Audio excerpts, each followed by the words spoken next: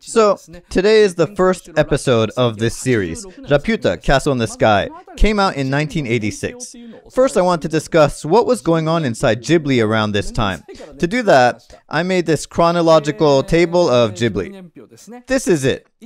The real chronology should be more detailed, like when the comic version of Nausicaa started around here, or it got suspended, etc. But those are not included here. I just wrote down what was necessary for today.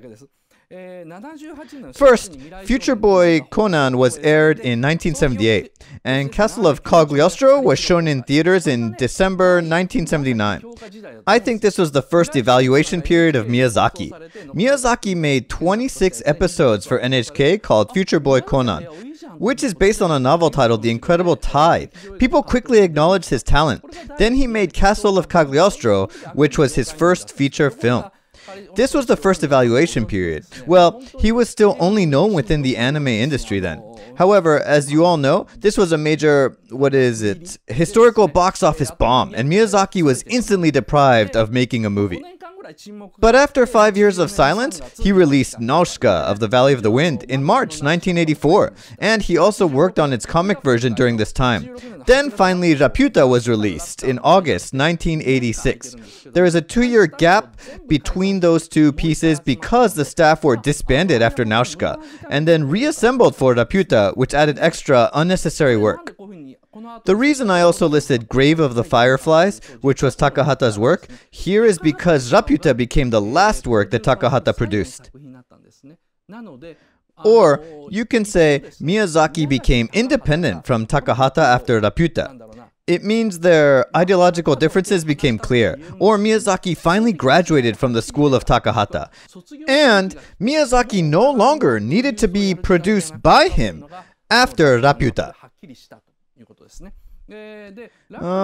You can tell that Takahata complained a lot about Laputa, while Miyazaki also said things about Takahata's The Grave of the Fireflies and Only Yesterday. He was like, gee, why would he do that? So it's clear Laputa was the turning point where their ideologies completely diverged from each other. Then, My Neighbor Totoro and The Grave of the Fireflies were released in 1988. Totoro is highly rated now, but Totoro and The Grave of the Fireflies did pretty poorly in theaters.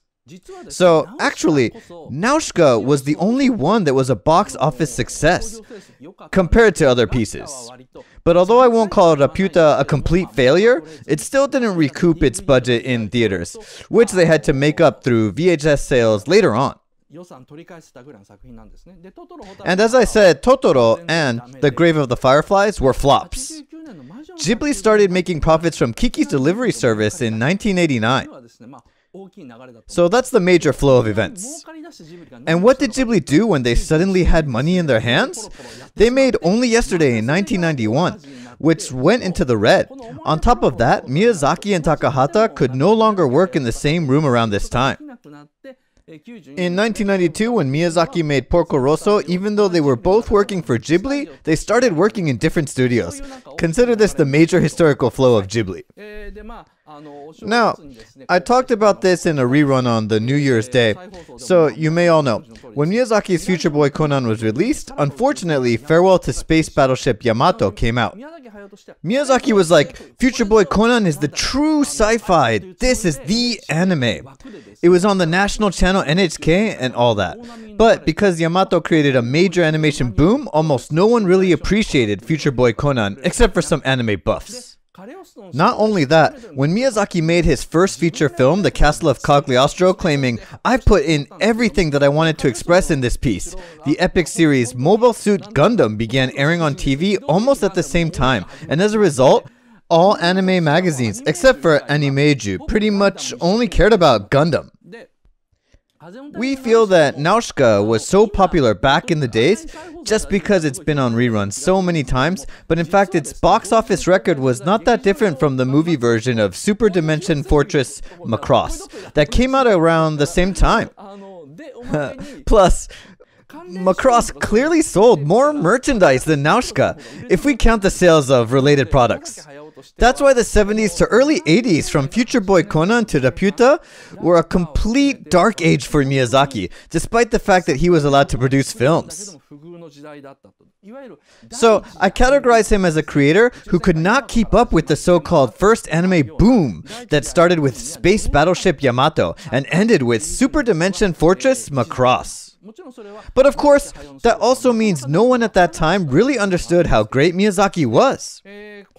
Now, Miyazaki refers to Castle of Cagliostro, Nausicaa, Laputa, and Totoro as a rectangle. Well, Miyazaki himself talks about this episode in an interview in this stylish magazine called Cut, and he talked a lot there. So most of what Miyazaki said, which I'll quote, are from this interview. And I'll quote other people from the books I've aligned here. For example, I'll quote from this book called Ghibli's textbook, Laputa, Castle in the Sky. I also thought this book was pretty cool. It's called Another Balse, written by a production assistant of Laputa called Mr. Kihara. And it's got some good stories, so I'll sample them as well. So, for today's broadcast, these published texts will be the basis of what I will discuss in the lecture. Now, as I said earlier, Miyazaki calls Cagliostro, Nausicaa, Laputa, Totoro a rectangle. So, what that means is that he did everything he wanted to do. He tried different approaches for each of those 4 works, so there was nothing left to do when he was done. So he said, after I finished the 4 works, I no longer intended to direct anime. I was fed up with it, and I wanted to go back to the position of animator. He said this many times here and there, but accordingly, when he completed Nausicaa, he requested, "Let me become an animator again ASAP." But pretty much no one who moved up from animator to director then went back down. For example, Yoshikazu Yasuhiko, the character designer of Gundam, started out as an animator, then became a character designer, then a director. That's the career path for almost all animators. Some directors sometimes help others out with drawings, but that's it. But when Nausicaa was completed, people told Miyazaki, "So isn't Nausicaa 2 coming up next?" Despite their expectations, Miyazaki went to Suzuki and yelled. He was emotional rather than mad. He pleaded, "I can't stand losing more friends." Because when an animator becomes a director, they gradually get left out by their peer animators, because the director's job is to say, "This is good" or "This is bad" to their drawings. Miyazaki thought that's the role of an administrator, whom we, the animators, all used to hate when we belonged to Toei Animation. It's not what we should do to each other. He knew his fellow animators understood his position because they were a team, but he also understood how animators always found directors a bit annoying. That's why Miyazaki said, "I've lost all of my friends through making Nausicaa. That's why I don't want to be a director ever again. Do you understand how I feel, Suzuki-san?" Previously, Miyazaki also cried to Takahata, "Takahata-san, please let me help you with your current project as an animator." Takahata was surprised and replied, "What? You finally became a director and now you want to become an animator again?" But then he thought, "Oh wait, if Miyazaki comes back to my team, that'll be awesome." So he gave him tons of drawing work for Anne of Green Gables, which he was working on back then, and said, "Okay, here you go." Miyazaki was like, "Gee, now I'm an animator again. I can't be happier. I'm never gonna direct again." Then he began drawing at a furious speed. And before the day was over, he started picking on the drawings of his colleague who was sitting next to him and went, "That's wrong, give that to me," and started redoing them like crazy. So he left Anne of Green Gables just like that and started directing the Castle of Cagliostro. It sounds like a joke, like a comedy skit by Tokyo 03. That's the kind of man Hayao Miyazaki is. He's got such big mood swings. So, if he thinks he can do something, he tries to do it all.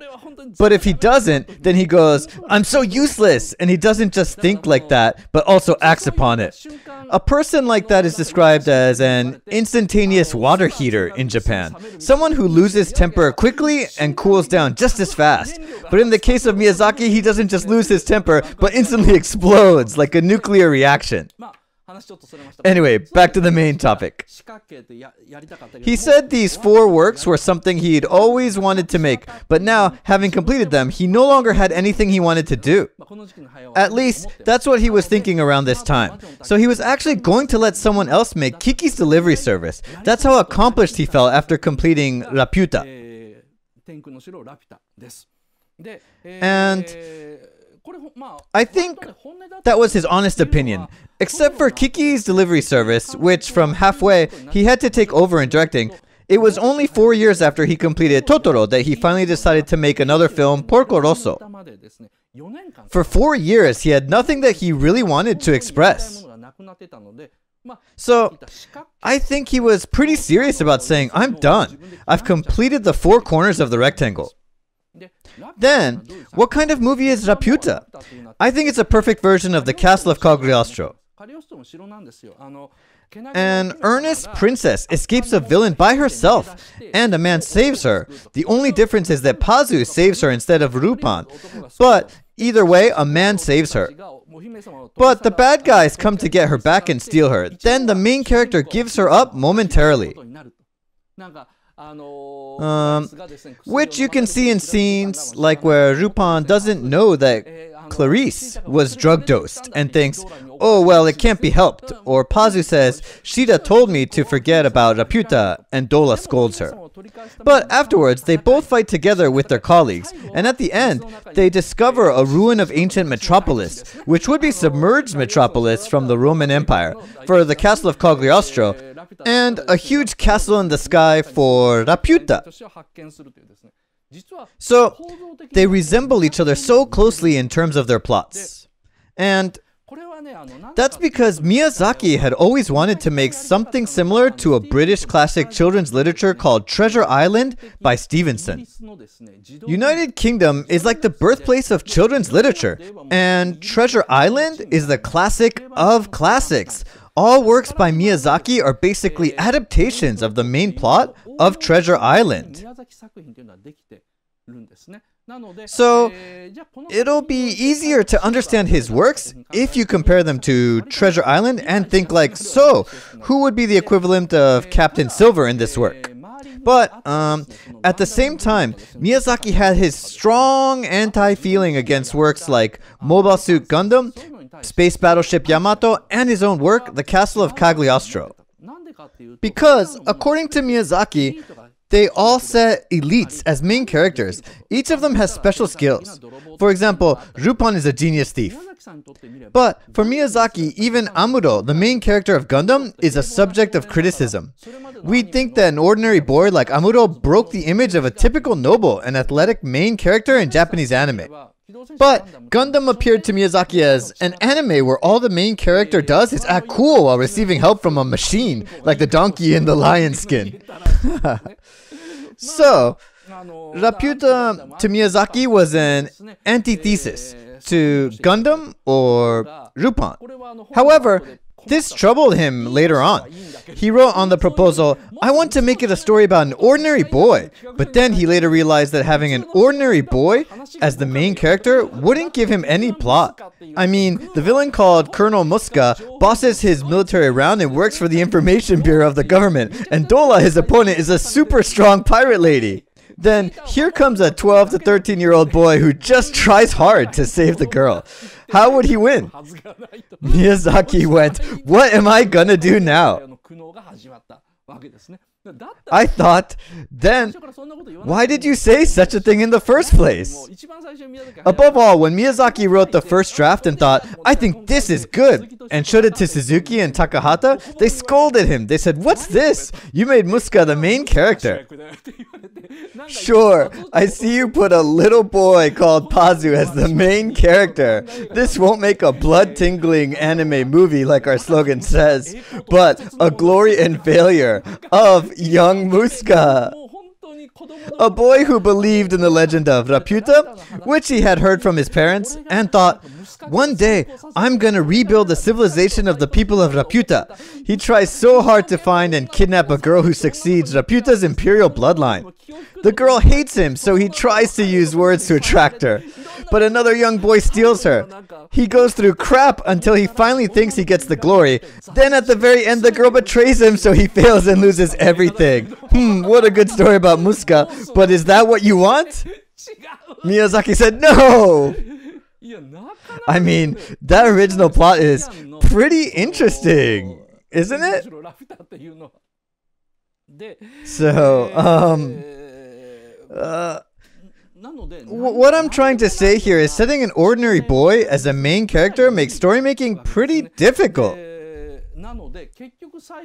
That difficulty influenced the story until the end, where two of them put their hands together and said "balse," which is a word of doom. I just said a word of doom, but what they actually do there is a double suicide. They tried to solve the situation by dying together, which was what Miyazaki did in Nausicaa, or what Farewell to Space Battleship Yamato did for the climax. Both were a kind of suicide attack. So that's what I want to analyze in today's lecture. I want to answer a question, then why did they end up with the same kind of climax? But that doesn't mean Laputa is the same as Nausicaa or Farewell to Space Battleship Yamato, in which the story ends with main characters sacrificing their lives. As I said, I've broken down the seminar about Laputa into 6 sections, and I want to talk about this in the last section, which I titled Growth of the Anime Characters and Hayao Miyazaki. Anyway, Laputa is a strange movie. Oh, by the way, I just said there would be 6 parts, but I didn't even get to the first. I'm about to. Laputa is a strange movie. It only made around $4,600,000 in the box office. It was not a crushing defeat, but also not a good number. But then, they sold many movie merchandise. Totoro sold most goods among all Ghibli movies, but Laputa comes next. Laputa and Nausicaa come after Totoro, and then Kiki and Porco Rosso follow. Instead of being a blockbuster, Laputa became a movie which people still love. Many say Laputa is my most favorite Ghibli movie. I think I also like Laputa the most, and I've come up with 6 of its appealing points. So, here is the list of those 6 points. First, strange eroticism. Then, contradicting cultural criticism. Third, unexplained characters. Fourth, the mysterious Industrial Revolution. Fifth, a coming-of-age tale of a man. And last, the real Hayao Miyazaki. I want to discuss Laputa as I go through these points. In today's broadcast, I will talk about the first 3 points from strange eroticism to unexplained characters. And from the 4th to the 6th points, I'll talk about how the Industrial Revolution portrayed in Laputa is a bit strange. And Laputa is considered to be a coming-of-age tale of a boy, but the main character isn't really Pazu. But those are going to be for next week. Then, let's start talking about the first point, strange eroticism. So, you guys might think, was there any erotic scene in Laputa? Actually, there is. Do you remember this scene? This is a scene where Pazu and Sheeta somehow managed to land on Laputa with a kite that got separated from Dola's aircraft called Tiger Moth. After they land, they go, "Yay!" Then they hug and roll on the grass. It's Pazu and Sheeta in that scene. Now, there's a long interview about this scene in this stylish magazine called Cut. The interview is super long. There, the interviewer told Miyazaki, "There is a scene in Laputa which I don't really get." And he referred to this scene. It's this. So, right here. He said, "I have one complaint about Laputa. That's when Pazu and Sheeta land on the castle and celebrate. They roll on the grass while they are tied together with a rope. Aren't they supposed to kiss in a situation like that? They even hug and look at each other. Hearing that, Miyazaki responded, "No, I think the movie did enough of that." "The movie did enough of what?" said the interviewer. Miyazaki said, "You know the kite scene?" but suddenly paused and added, "Oops, I've been told not to say things like this, but..." In the first draft, where Sheeta holds onto Pazu from the back inside the kite, Sheeta wasn't holding Pazu tightly enough. Pazu should be feeling her breasts on his back. That's why he has this confident look on his face. So I told the animator who drew this, "Did you think that far?" And he said, no.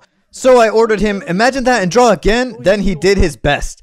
The interviewer was like, "I didn't know it was such an erotic movie." Well, let me continue reading the article. "I didn't know it was such an erotic movie." Well, it's not that I'm hiding them intentionally. That kind of thing is necessary for movie making. It's not fashion like in Space Battleship Yamato, where the characters look at the camera when they hug. When I saw it, I was like, "What? So you guys look away from each other?" So it's a typical Miyazaki always dissing someone else's work when he explains his own work. So for this scene, the interviewer asked, "Why don't Pazu and Sheeta kiss here?" Then Miyazaki said, "Because instead of telling it, that kind of thing is already shown in the movie." That's probably what he meant by, "The movie did enough." That's the scene where Pazu and Sheeta get on this kite for observation and go up higher in the sky. Suddenly, there is a blast and it blows the kite away. Sheeta gets scared and holds onto Pazu tightly. Then, Pazu turns around to look at her in order to relax her, but his facial expression isn't strong enough. So, Miyazaki scolded the animator, "You don't get it, do you? Imagine a girl you love gets scared, hugs you and presses her small breasts onto you. You feel them on your back. And is this how your face looks in a situation like that? No! Do it again." And when Miyazaki saw the second draft, he said, "That's better." So that's where the boy's confident look comes from. Men can only act reliable when they physically feel the reliance of women. Miyazaki said, "That's what anime is supposed to depict." So, Miyazaki's anime is erotic, but that's different from the cheap eroticism that we usually think of. I should have said this before, but Miyazaki is a man who hates something being cheap more than anything. Where was it?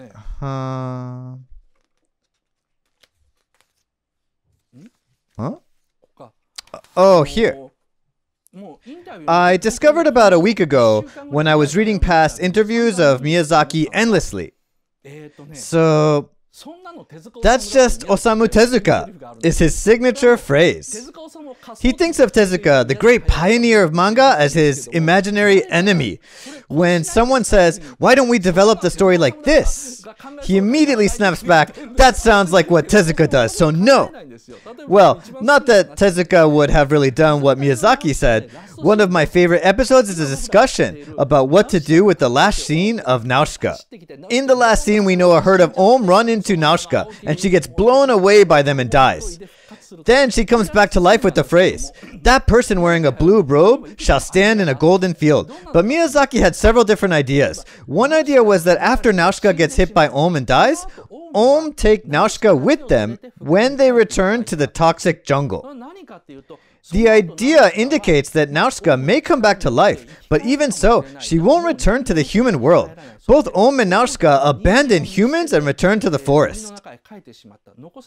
The remaining humans used to think they could survive as long as Om didn't attack them. But they now realize that the true hope was Nausicaa. This ending proposes a question of what happens to humans when they lose hope. Miyazaki told this version to Takahata and said, "Oh, that ending will do." And Miyazaki answered, "No, that sounds like Tezuka's idea. I mean, I also think it's a pretty good ending." But Miyazaki rejected that idea because for him, it was too Tezuka-ish. Another idea Miyazaki came up with was that Om become adult insects. Those Om in the movie are larvas. Yeah, they're actually giant caterpillars. So after that climax scene with Nausicaa, the Om backs crack open and huge wings come out. Then they fly away to space. So Om don't destroy humans. Instead, they abandon the Earth and move to a different planet. Then the Earth pretty much becomes a place without any god. It's kind of like waiting for Godot. Then it eventually turns into an abandoned place like east of Eden. Miyazaki said all this in the interview in cut. But when the interview said, "Oh, that sounds like a great ending," he said, "No, it's not Miyazaki, it's what Tezuka would do." What I want to say here is that the part where he mentioned Tezuka is not that important. But it tells us how Miyazaki is a guy who isn't satisfied with normal ideas. He literally comes up with 50 to 60 ideas, but rejects 99% of them. He narrows them down until he goes, "This must be it." To do so, he refuses any ideas that are visually cool or appealing to the audience with no compromise. That's how much he refuses cheapness. So, back to where I was. That's why he never depicts eroticism as a cliche. But at the same time, he knows that excluding all erotic depictions is also nonsense. What he meant by the movie did everything necessary is that it's your fault for watching my movies and not understanding the eroticism because I did put it in there. But he thinks he's not stupid enough to visualize them in a straightforward way. So, what I wanted to talk about today is that people often say Laputa sends us a message to go back to nature, or that people cannot live apart from the land. But those are the lines spoken by the characters, not the themes. Those are all Tezuka stuff, which Miyazaki would refuse to do. Tezuka may have come up with ideas like, do humans really need technology? Humans should go back to nature. Technology needs to have the warmth of people, so the digital world is no good. Miyazaki would refuse them because it's what his imaginary enemy, Tezuka, would come up with. That's when he says, that's Tezuka stuff, so no, that's Miyazaki. So please think of Miyazaki as someone who wants a twist in anything he expresses. So, where was I? I was talking about how Laputa tries to depict very erotic things. For example, this is a scene where Pazu helps Sheeta who falls from the sky. This one. Sheeta is wearing plain clothes, and when she floats in the air, she is weightless. But when Pazu catches her, she suddenly becomes heavy. In other words, she becomes substantial. At this point, her breasts look pretty flat. They are drawn very small. They almost look like a wrinkle of her clothes. Maybe it's a bust line, or maybe not. You might wonder, so is that Miyazaki's taste? But that's not it. Next picture. This is a scene where Sheeta sends Pazu home and is in despair afterwards. Then she recites a spell which she learned from her mom. Save me and revive the eternal light. As soon as she does that, the Levystone on her chest starts sparkling. Because the Levystone is on the center of her chest, that's where the light illuminates. Sure, but then he intentionally drew in the shadow, casting on the sides of her breasts to describe their volume. He did that intentionally because that's what he wanted to show. And he did it well. Because this is not a scene where eroticism comes in. We feel it's our fault for thinking something naughty from a scene like this. Miyazaki made us think like that intentionally. And so, this clever scene, that's why this scene also, oh wait.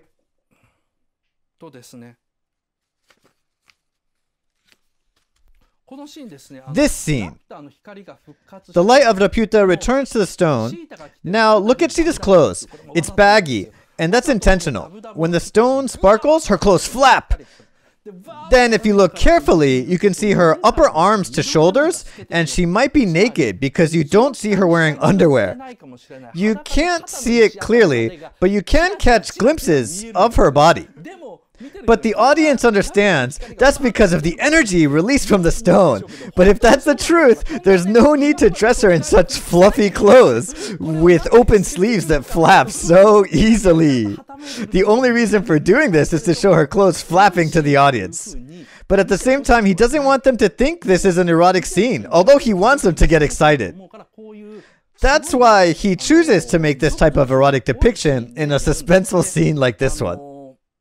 For example, the movie starts with a scene where an aircraft is flying. Then the Dola family attacks it. Sheeta notices they intruded into the aircraft and escapes out a window. But when she goes outside, a strong wind lifts up her skirt all the way up to her thighs. But this is also a serious scene where her life is at stake, so it doesn't seem like an erotic scene. Miyazaki always puts in scenes like this in his movies, a scene where a girl's skirt flips up to her thighs, but those scenes make us feel guilty for thinking, oh, I can almost see her underwear. But it's us who are perverted for having such shameful ideas. The guilt is the lust. I know one guy who does something similar, Steven Spielberg. When Spielberg made Jaws, he showed so many scenes where the shark bites off people's legs. He visualized those legs bleeding or missing to indicate that the shark attacked the victims. Then, in one middle scene in the movie, the main character, Chief Brody's youngest son, is playing at a beach, and the shark appears. Brody sees it and dashes to the beach. Then he finds his son on the sand unconscious. After that, a scene shows the son being dragged on the sand, but the camera doesn't show his legs. That's nasty. Instead, the screen shows the small son's face at first, and gradually, as the boy gets dragged, the belly button, the thighs, and finally, the unharmed legs. What it does is, it makes the audience anticipate and fear at the same time. They imagine, does the boy have his legs or no? Why is the boy unconscious? Why is Chief Brody's face all pale? Why are people surrounding the boy doing nothing but standing? When the child is being dragged, the audience is possessed by contradictory emotions of hoping that the legs are still there and slightly expecting the guilty pleasure of seeing the legs bitten off. Spielberg knew this guilt creates fear. When we see horror movies, what's best is to see something scary happen. We unconsciously hope to encounter fear. If nothing happens after scary events are indicated, we feel relieved, but we still unconsciously hope that the main characters in the movie have scary experiences. That's how our guilt creates a sense of fear. Similarly, Miyazaki sets up a premise by saying, these aren't erotic scenes. Then he takes advantage of our minds that still see eroticism from those scenes. That's how he creates erotic scenes. That's why, well, in a scene like this, for example, here or here, all of these erotic depictions are done in suspenseful scenes. And I mean, this, well, someone commented on the screen. Compared to this early stage of the movie where Pazu meets Sheeta, her breasts here have gotten unmistakably bigger. You see? They're bigger. Everything happens in 2 to 3 days, so it's not like, yeah, girls grow fast. Miyazaki just had to draw her like this because at this point, Sheeta has started taking advantage of her femininity. And it's not just about sex appeal. What I want to say is that Miyazaki is a type of creator who also depicts, how should I say, the power of women. So, this is a scene where Sheeta cooks inside the kitchen of the tiger moth. Do you remember the scene? Sheeta is ordered to work in the kitchen of the tiger moth. Then, Dola's sons find her in the kitchen and find her cute as soon as they see her. Then, one after another they go, can I do something to help? As a result, Sheeta bosses everyone around. So, it's that scene. Not only the sons, but also other minor characters are all helping her. But what's important here is to wonder, what was Sheeta thinking when these minor characters started helping her in the kitchen? Because Miyazaki doesn't show Sheeta's face in this scene. On the other hand, just think, what if this was a regular anime? I'm pretty sure a regular anime would show the girl's face and make her say, "My bad. Oh, because people offered to help me. So the character shows her emotion. Or it would include a dialogue to show how the girl has no intention to take advantage of others because she's simple. That's the normal way to make anime, but Miyazaki does neither of that. He doesn't do that because he thinks that's what Tezuka would do. It's another way of saying normal, so no good. Showing only Sheeta's back is the best way. By seeing only her back, we can still tell that Sheeta knows that she's popular among the guys inside the ship. That's why she orders them one after another to help. But she doesn't order Pazu because she's in love with him. That means Sheeta doesn't use a guy she loves, but she will boss those who have a crush on her, which she doesn't care about. That's what Miyazaki really thinks. It's manifested more obviously in the Castle of Cagliostro, where Count Cagliostro grabs Clarice by her chin and says, "Have you already learned how to control men? I guess it runs in your blood." We see that and may think like, "No, Count Cagliostro, you misunderstand her. Clarice is not that kind of girl." But as we see Clarice not denying what he says for a split second, we also think, wait, this is not the first time?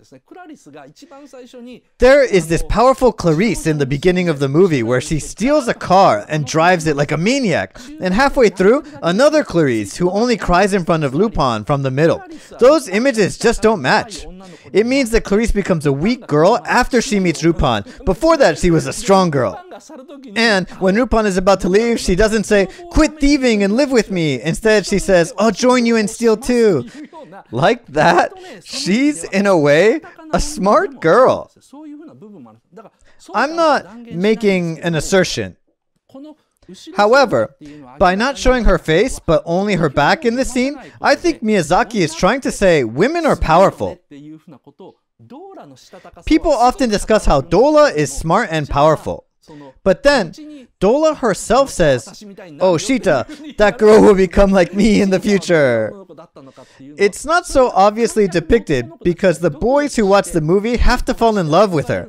But he still drew her back to make sure whoever sees it gets the hint.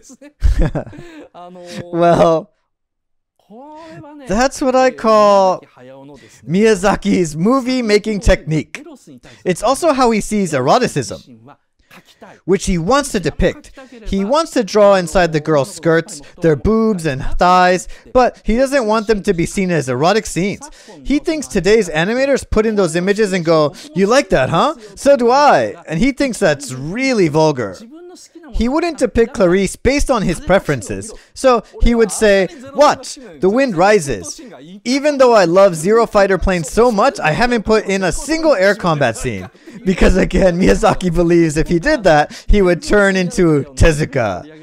The reason why I feature Miyazaki's anime in a series is because, really, I want everyone to like Hayao Miyazaki. People wonder, Ghibli is a tough work environment for the animation staff, so how come no one leaves? Or, if everyone acknowledges Miyazaki's talent, why do many directors run away from Ghibli? This is also Miyazaki's charm. I want to spend time on discussing this as well.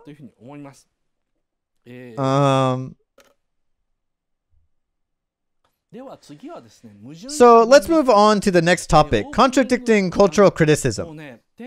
Now, the opening of Laputa is, oh my god, just wonderful.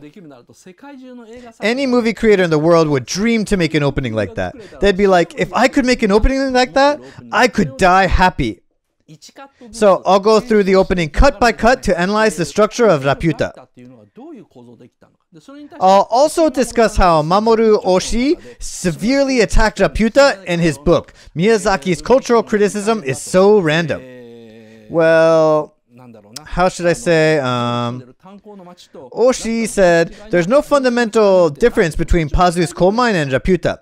They are both civilizations ruled by machines. Miyazaki-san says, one of them has warmth, but they're the same. Pazu makes airplanes too, and that's also a modern civilization.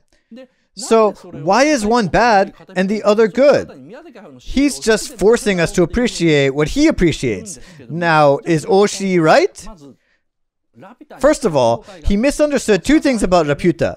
First, he thought Laputa was an anime that sends an ecological message, like humans have to live with nature. They can't leave the land. The second misunderstanding was that he believed Miyazaki makes work based on his preferences. So he would criticize a modern civilization in one movie, but talk about how great machines are in another. Therefore, he's not worth admiring. I'd say both are wrong. So, if cultural criticism is not the main theme of Laputa, then what is it? Well, that's what I will talk about in the second half. So, 45 minutes have already passed before I can get to the opening of Laputa. I was going to talk about the strange eroticism in the second half. But then I felt, how should I say, I felt sorry for the people who can only watch the free part.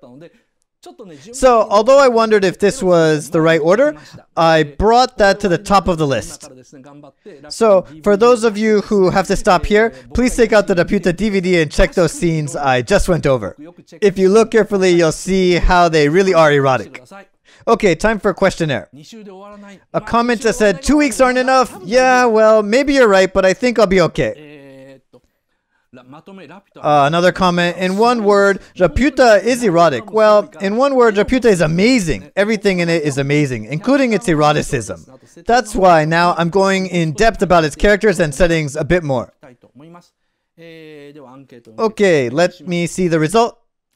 Yes, oh, nice, nice.